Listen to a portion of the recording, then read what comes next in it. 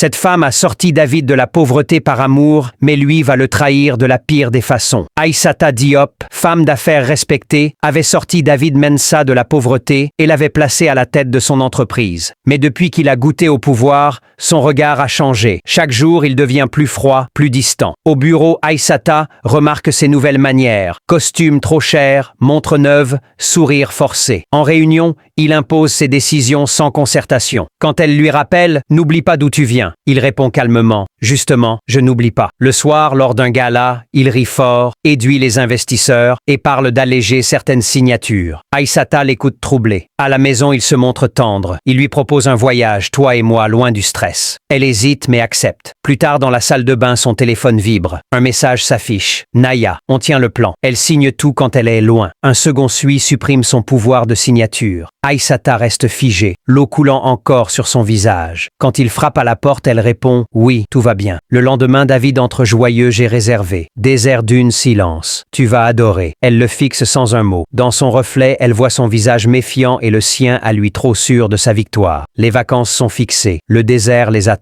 David avait tout prévu. Le voyage était présenté comme une lune de miel tardive, mais en réalité, c'était un piège. Aïssata accepta, pensant qu'il voulait sauver leur couple. Ils prirent l'avion puis une voiture jusqu'au cœur du désert. Le sable s'étendait à perte de vue, le silence était écrasant. David souriait trop, parlait de repos et de sérénité. Aïssata, méfiante, sentait une ombre derrière ses gestes doux. Ils marchèrent un moment, puis il lui proposa de s'asseoir sur une dune. Elle observa son regard, froid, calculateur. Il l'embrassa sur le front, lui dit de l'attendre et s'éloigna sous prétexte d'aller chercher de l'eau. Elle ne le revit pas revenir. Le temps passa. Le soleil brûlait sa peau. Ses lèvres se desséchaient. Elle cria son nom, mais seul le vent répondit. Son téléphone ne captait aucun réseau. Ses forces la quittaient. La nuit venue, elle tenta de marcher, mais les dunes se ressemblaient toutes. Le froid du désert la transperçait. Le deuxième jour, affaiblie, elle pensa qu'elle allait mourir. Pourtant, une idée la tenait debout. David l'avait trahie, et il fallait qu'elle survive pour le lui faire payer. Le troisième jour, ses pas étaient lourds, ses yeux brûlés par le soleil quand une silhouette apparut au loin. Une charrette, tirée par un vieil âne. Une famille pauvre, les Quadio, noirs, modestes, l'aperçut et se précipita vers elle. Ils lui donnèrent de l'eau, la couvrirent d'un tissu, la firent de monter dans la charrette. Aïssata s'évanouit, mais au fond d'elle, une seule certitude restait. Elle n'était pas morte, et sa vengeance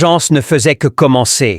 Après avoir été abandonnée dans le désert par son mari, elle fut sauvée par une famille pauvre. Aïssata ouvrit les yeux dans une petite maison de terre séchée. L'odeur du feu de bois et du mil bouilli remplissait la pièce. Autour d'elle, la famille Quadio veillait. Fatou, la mère, lui tenait la main. Moussa, le père, posait un linge humide sur son front. Amadou, le fils de 19 ans, lui apporta un bol d'eau. Ils étaient pauvres, leurs vêtements usés, mais leurs regards débordèrent de chaleur. Aïssata, encore faible, demanda où elle se trouvait. Fatou répondit doucement que le désert n'était pas une fin, mais une épreuve, et que parfois, Dieu plaçait des obstacles pour rappeler que la vie ne se résume pas à l'argent. Chaque jour, Amadou restait à ses côtés, lui parlant de sa famille, de leurs difficultés, de leur solidarité malgré le manque. Aïssata observait leur vie simple, sans richesse, mais pleine d'amour. Elle comprit alors ce qu'elle avait oublié depuis longtemps. Le vrai pouvoir n'était pas dans l'argent, mais dans la force des liens humains. Le soir, allongée sur une natte, elle ferma les yeux et se fit une promesse. Elle ne pardonnerait jamais la trahison de David. Elle se relèverait plus forte, et un jour, il regretterait de l'avoir abandonnée. Amadou, qui la regardait en silence, lut dans ses yeux cette détermination nouvelle. Il serra sa main et dit simplement « Vous n'êtes pas seul ». Dans cette pauvreté, Aïssata trouva la graine de sa vengeance. Elle n'était plus une victime, mais une survivante qui attendait son heure.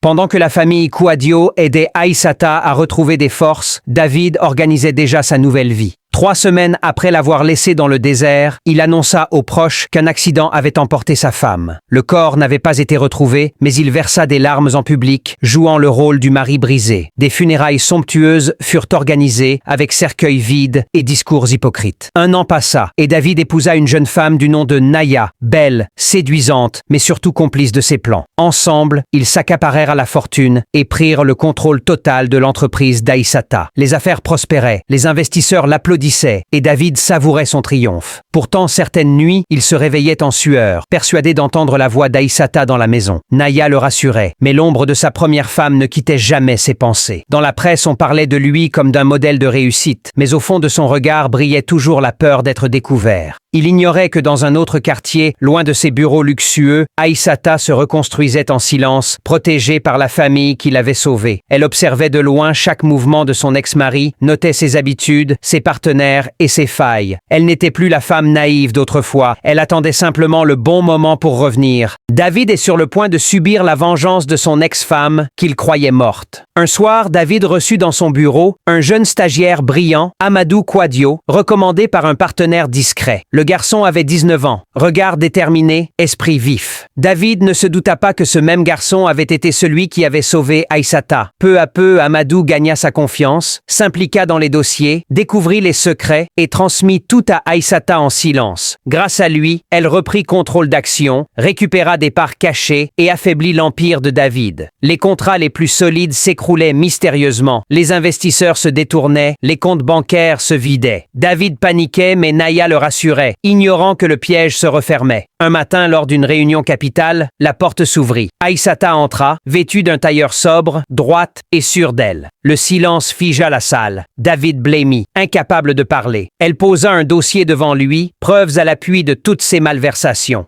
Les partenaires présents découvrirent qu'il avait manipulé les fonds et menti pendant des années. En quelques minutes, son pouvoir s'effondra. Les contrats passèrent à Aïssata, les comptes furent bloqués et David resta seul, ruiné, trahi à son tour par ceux qu'il croyait alliés. Elle s'approcha de lui, le regard froid. « Tu pensais m'enterrer dans le désert, mais c'est toi qui viens d'y tomber. » David baissa les yeux, brisé. Amadou se tenait à ses côtés comme un fils loyal. Aïssata venait de tout reprendre, mais plus qu'une victoire financière, c'était une justice personnelle. Elle tourna les talons et sortit, laissant derrière elle un empire réduit en poussière. Abonne-toi et commente. Partie 6, pour découvrir ce qui est arrivé à David et à sa nouvelle femme après avoir tout perdu.